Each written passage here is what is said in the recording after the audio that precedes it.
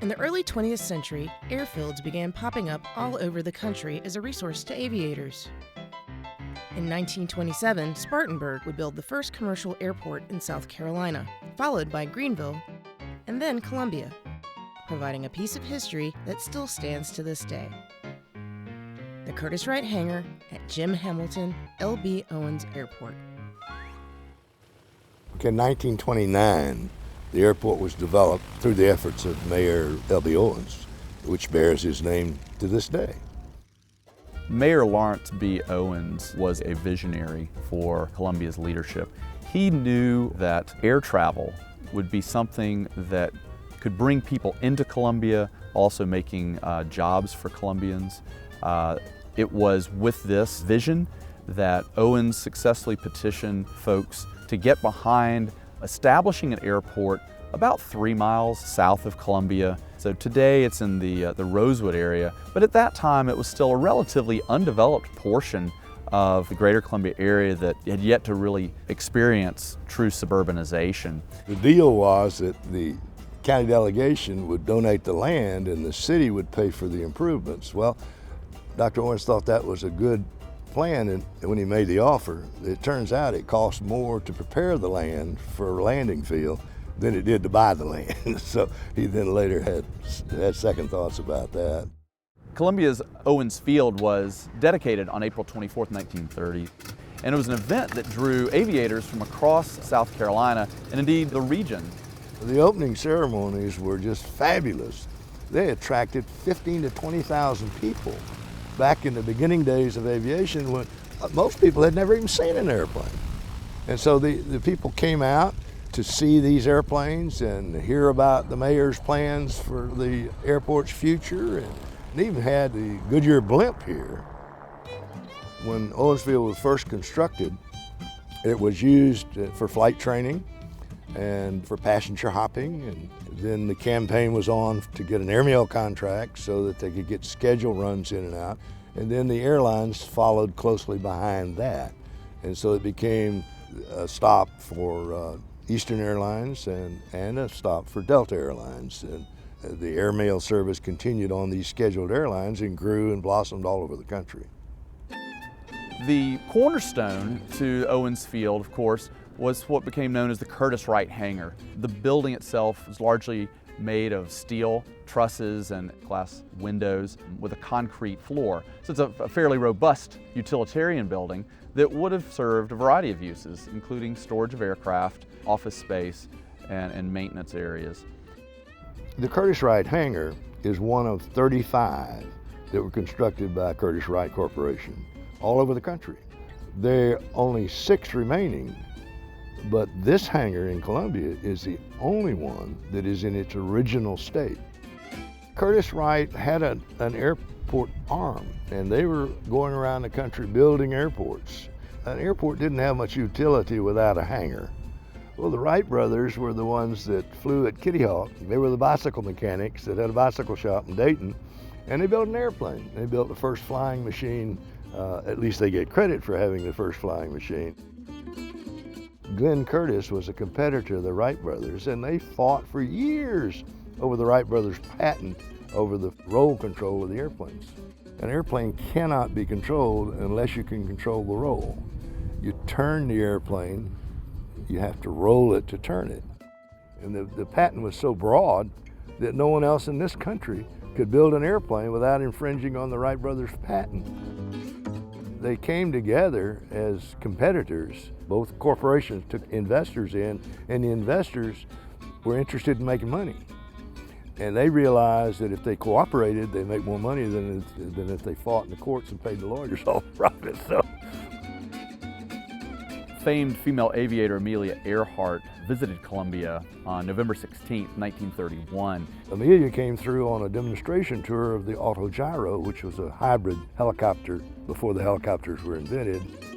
Franklin Delano Roosevelt flew into Columbia in 1938, December 5th to be exact, just kind of adding to the number of folks paying a visit to Columbia and making their way to it via Owens Field. Columbia's hangar stayed in operation until about 1985, 1986. So it survived quite a long time, many decades, and that's primarily because it was placed to several different uses during the course of the 20th century. We put it on the historic register to save it from the bulldozers, and that had some problems with it because there's only so much you can do with it. So when you come to reuse the hangar, to restore the hangar, you have to follow the Register of Historic Places guidelines. You can't deviate from the original structure, outside anyway. And there are code problems, and it had asbestos problems, and all of these things amount to a lot of money. I've had a vision of saving this hangar for 50 years. And I pray that something soon will happen.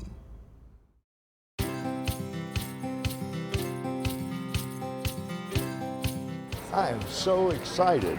I can hardly sleep at night waiting for this day.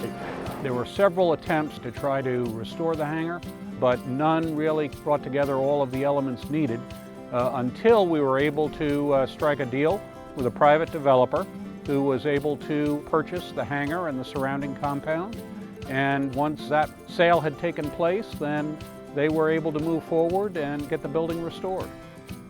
The completion of the project really puts, a project of love and passion finally pretty much to bed. It's been a 6-year endeavor for me.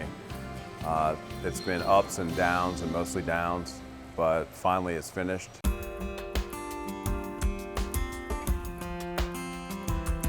think the nature of historic restoration is a bit of a crapshoot because you might have an idea as to what the scope of the effort is going to be, but it's not until you actually get into it that there can be a lot of unforeseen situations. So it can drain a budget dry, and I think all but the most dedicated folks are maybe a little reticent to take it on if there are a lot of unknowns. Stubborn tenacity is what I usually call it, which I have a lot of. It might be ignorant tenacity, I'm not sure. But all of those other attempts laid some groundwork for me to be able to accomplish what I needed to do. We had gone through a lot of effort to try to get the brick clean again of the paint, and everything was damaging the brick. It's 89 years old, so everything seemed to be damaging it. We had to get with archives and decide if painting it again would be okay, if so, what color. As the window glass, for example, we had about 8 different samples of window glass, and there's 1,644 panes of glass in this building and pilots using a runway, 100 yards away, so you have to be very careful. It's not too reflective, but you definitely want the energy efficiency of modern glass. So archives had to come out and test that, for historic tax purposes. All of these things need to be approved. It has been subdivided from the airport. Obviously, we're immediately adjacent. There's always going to be a historic and emotional connection between the airport and the hangar. I couldn't be more happy to have a tenant like Hunter Gatherer in here who really have the same appreciation for the building that we did as the building preservationists. I thought it was great. It was perfect for a brewery. We kind of came to an agreement on what renovations really needed to be done, what maybe we didn't need, and came up with a reasonable way for them to renovate it, for me to lease it from them. I like the fact that it's a cool place to hang out. It's a place you can walk up to, bike to, drive to, and have fun. And it doesn't really matter whether you're eating or drinking, just see the place. I opened up the first Hunter Gatherer Brewery in 1995, and the way the laws were structured in South Carolina, it was kind of difficult to really expand. So for a long time, I didn't know what to do, and then finally some laws changed over the last 3 or 4 years that allowed me to own a brew pub and a brewery. Here we have room to grow. We're going to start kegging beer and selling it to our local distributor, and then we'll go out to bars and restaurants around Columbia. I think that this is a unique approach. I had friends from many years ago say, "Oh, it's a fly-in brewery now." But it works for the community. It works for the airport. I think the building itself has been on any pilot's radar who's come down to Hamilton Owens Field to fly or to learn how to fly or just to watch planes. A lot of folks who are aviation enthusiasts are going to maybe want to come and give it a look, so we're looking forward to that. I love the location. We're right across the street from a great park that keeps on getting better. On the other street is City Roots, which is a very cool small farm. We're getting a good many of our ingredients for our kitchen from there. They have events, people are coming over here, we're gonna have events, people will be going over there. So I think it is unique to have a small farm and a small brewery right across the street from each other, but within the city limits. A toast to the hangar and its future.